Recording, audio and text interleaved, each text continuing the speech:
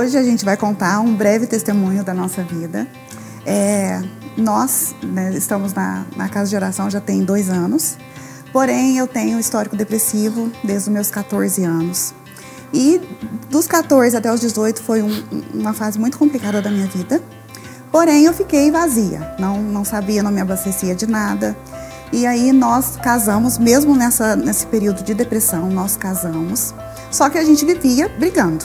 Era muita briga, a gente não tinha respeito um com o outro, eu colocava ele como um Deus na minha vida, eu idolatrava ele, eu me humilhava para ele, para ter a atenção dele, que eu precisava. Eu falava assim, eu preciso que eu tenha a atenção do meu marido.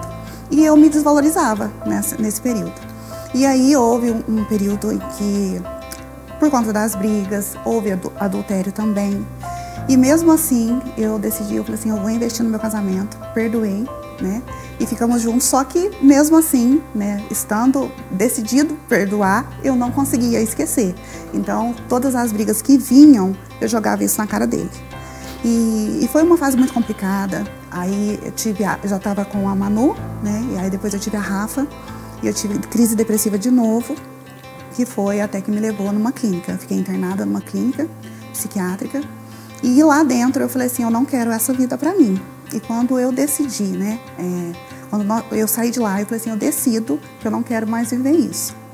Só que mesmo assim, não havia me convertido, né? A gente estava no mundo, a gente ia em outra igreja, só que a gente frequentava, nada me abastecia. Eu entrava na igreja, da forma que eu entrava, eu saía também. E foi que em 2021, na pandemia, um pastor que trabalhava conosco falou assim, por que vocês não vão na casa? E lá vocês vão gostar, porque é um pessoal muito moderno. Eu falei, opa, moderno então a gente vai gostar. E chegamos aqui, foi amor ao primeiro culto. Literalmente foi amor ao primeiro culto, porque nós sentimos muito tocados, muito acolhidos. Quem nos acolheu logo que nós entramos aqui foi a Adila. Nós sentimos muito acolhido por eles, todo mundo muito receptivo, né? E gostamos, falamos, não, vamos ficar. Só que a gente ainda não havia se entregado totalmente. E depois de uns 3 meses, eu até fiquei assim, né? Falei, será que ele vai querer ficar? Vai querer manter? E depois de uns 3 meses aqui, a Adila de novo falou assim, vocês não querem batizar? Vai ter um batismo, né? Aí ele falou assim, vamos. Eu fiquei, hein? Como assim? Ele já vai aceitar assim? Porque eu pensava que ele não ia, porque ele falava que ele não ia numa igreja evangélica, né? Porque ele foi criado em outra religião. E aí batizamos, permanecemos por um período. Só que aí, né, nas discussões, a gente recaía, a gente desanimava.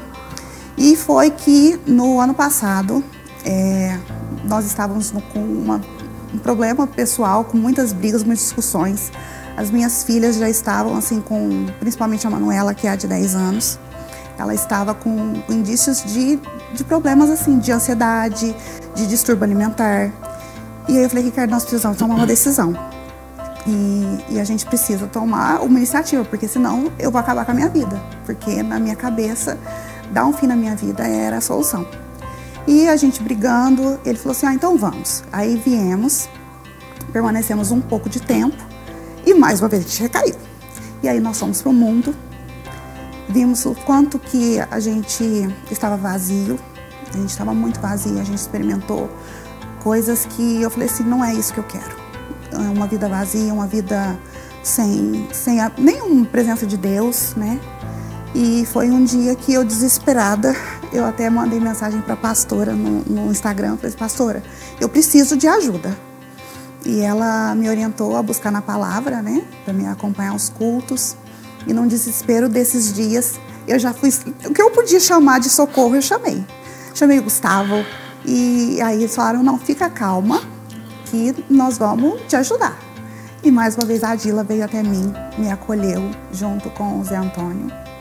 E eles foram na minha casa e eles falaram assim, calma, para Deus não tem impossível não, calma.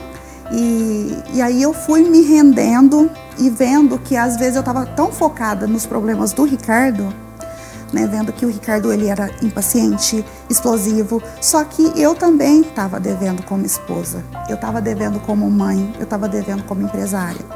E eles nos orientando, foram abrindo os nossos olhos de que nós tínhamos autoridade em Cristo para fazer mudar toda essa história, né, que a gente estava vivendo. E aí eles foram até nós, foram nos orientando, até que surgiu o convite do discipulado. E foi uma bênção. Esse homem, Senhor Jesus, só Deus. E ele foi sendo transformado, a forma como ele tratava a mim e as minhas filhas foi mudando. E ele começou a ser um marido carinhoso. E nós dois decidimos, nós fazemos oração todos os dias. A nossa casa está sendo transformada dia após dia. Porque até recentemente a Manuela, né, hoje mesmo, né, nós chegamos, ela ouvindo louvor, a Rafaela, que tem 4 anos, mamãe, vamos orar. Então está sendo uma bênção, né, bem? Como está? A nossa família foi transformada, né? Nosso relacionamento foi transformado, nosso casamento, né? A gente não vê a hora de chegar na sexta, que tem discipulado, né? Que foram casais assim maravilhosos que acolheram a gente, e ver nossas filhas seguindo no caminho do Senhor é maravilhoso. Ver nossas filhas orando, a gente tem uma menina de 5 anos, ela fica perguntando, papai, que dia que é hoje? Que ela quer vir para a igreja, sabe? Assim, eu só tenho a agradecer ao Senhor, porque viver com Ele é maravilhoso. O Senhor tem muitas coisas para a gente, e a gente quer viver nessa presença, né? A gente está queimando de amor por essa presença, por essa casa. Esses cultos são maravilhosos. Tem, assim, abastecido bastante a nossa vida e a nossa família, né, bem? Isso. Tem sido muito bom, assim. Tem sido um divisor de águas para a gente mesmo.